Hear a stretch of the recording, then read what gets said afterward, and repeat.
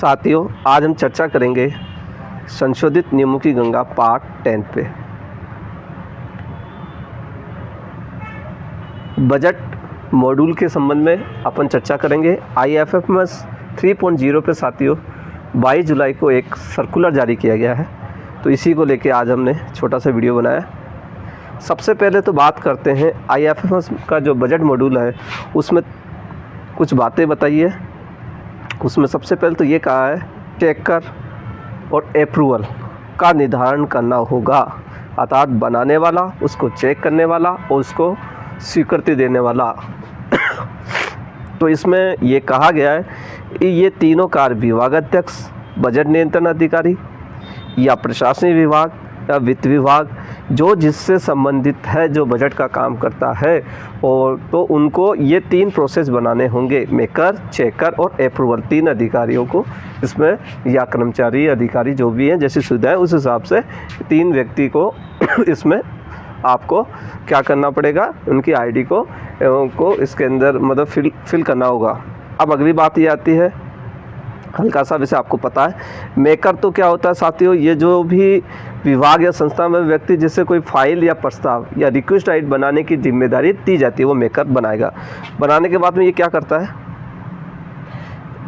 IFFMS 3.0 पे जो app दिया गया है या फिर ऑनलाइन जैसे भी उसको लॉगिन करेगा, अपनी आईडी जनरेट करेगा, जो भी आवश्यक दस्तावेज उसको शो होंगे उसको अपलोड करना होगा और प्रारंभिक डाटा उसको भरना होगा और रिक्वेस्ट को क्या है चेकर को भेजेगा। ठीक है, ये मेकर था, इसने क्या किया, जो भी कुछ फिलअप किया उसको चेकर के पास भेज दिया।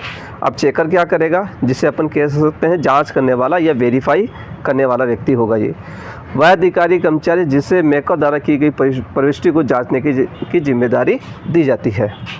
तो मेकर क्या करेगा, भेजे गए प्रस्ताव की जांच करेगा, जांच में यदि त्रुटि पाई गई तो इसको वापस भी भेज सकता है। ठीक है, और ये यदि वह सही है तो उसके आगे के अधिकारी को अप्रूवल के लिए भेज देगा। तीसरी चीज़ बात करते हैं अपन अप्रूवल पर। इट मीन्स अनुमोदन करने वाले अर्थात स्वीकृतकर्ता अधिकारी होगा।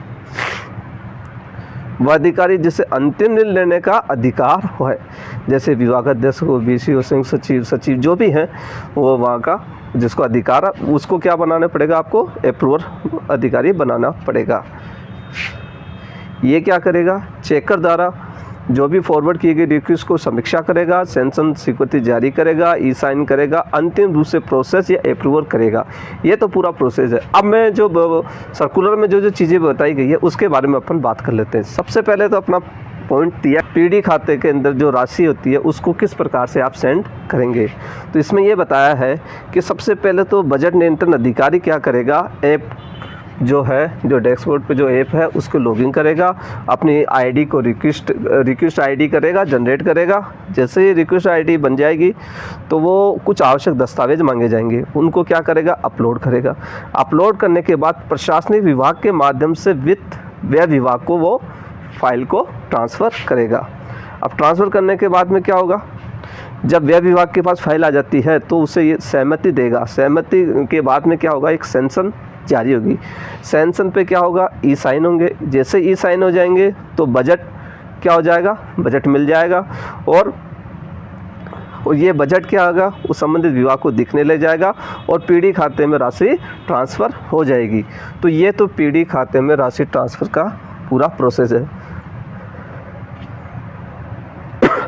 अब साथियों मान लो किसी को अतिरिक्त राशि की, इट मीन्स एडिशनल राशि की आवश्यकता हो गई, तो उसमें क्या करना होगा। तो क्या क्या इसमें ये प्रावधान किया गया है कि जो विभागाध्यक्ष होगा वो रिक्वेस्ट आईडी बनाएगा, आवश्यक जो भी दस्तावेज है उसको अपलोड करेगा, वही प्रशासनिक विभाग के माध्यम से वित्त व्यय विभाग को भेजेगा।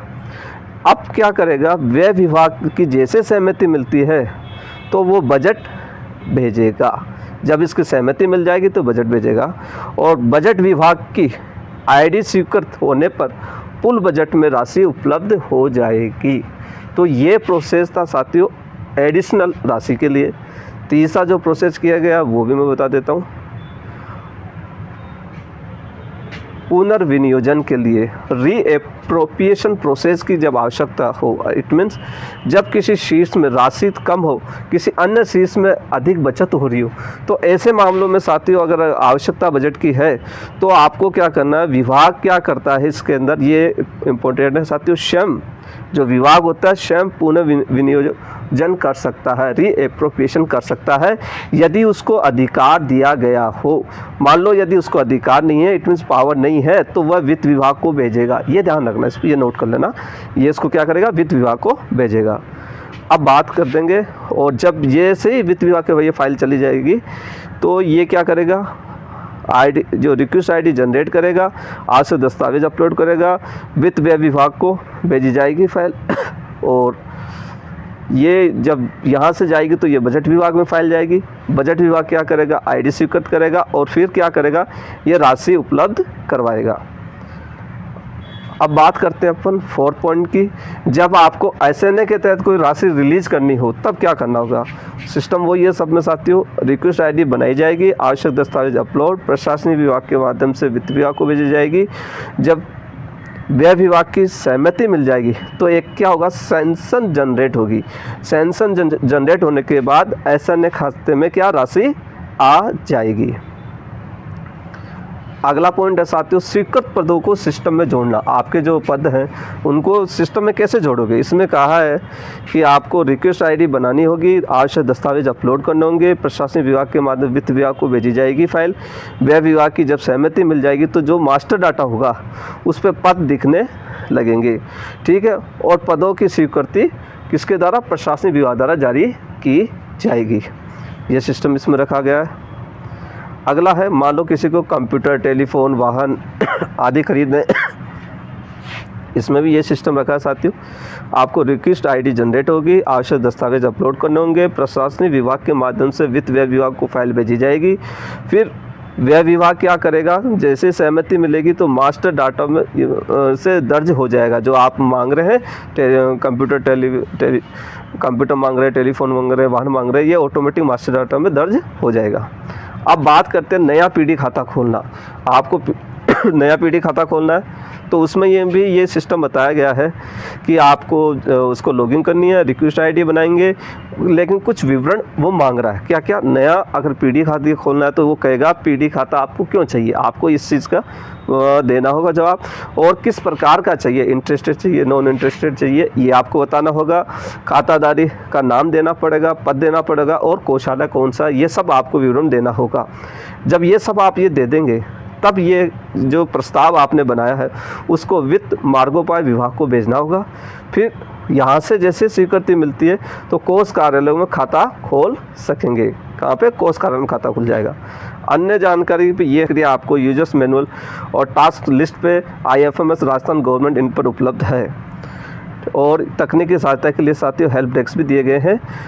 तो ये सब प्रोसेस जो वित्त विभाग ने जारी किया गया है, फाइनेंस ने, मैं आपको बता देता हूँ, आपको उसके अकॉर्डिंग ही आगे की कार्रवाई करनी होगी। ये वित्त विभाग ने साथियों 22/7/2025 को ये एक सर्कुलर जारी किया। ये सर्कुलर है, ठीक है, तो आपको इसके अकॉर्डिंग ही कार्रवाई करनी है। इसमें जो भी IFMS में इसमें कहा गया कि IFMS के अंतर्गत बजट प्रबंधन की प्रक्रिया को सुगम संचालन हेतु समस्त विभागाध्यक्ष को बजट नियंत्रण अधिकारी के लिए कुछ निर्देश दिए हैं। तो ये जो निर्देश जो दिए गए हैं उसका मैंने थोड़ा सा आपको सरल भाषा में रूपांतरित करके बता दिया है, और मूल जो भी आपको देखना है वो इस ऑर्डर से आप देख सकते हैं। ये आपको फाइनेंस की साइट पर मिल जाएगा साथियों।